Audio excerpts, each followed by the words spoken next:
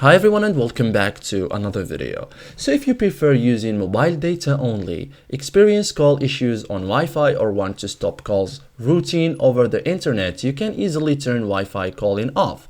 In iPhone settings 2026, disabling Wi-Fi calling immediately routes calls back to the mobile network. In this guide, I will show you step by step how to turn off Wi-Fi calling on your iPhone in 2026 like a pro. So first thing first, I want you to do is to go to settings. So this is where all call and network options are managed. So tap mobile data or cellular, this option. Okay, so now inside this option, tap Wi-Fi calling. Okay, so you will see the main toggle. Okay, and toggle Wi-Fi calling on this iPhone to off. If prompted, confirm your choice. Okay, so once it's disabled, calls use mobile data network only, no Wi-Fi call routine.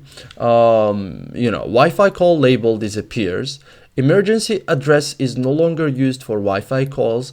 Changes apply instantly. So restart calls if needed. So this is optional. If a call was in progress or audio behaved oddly, end the call and place a new call.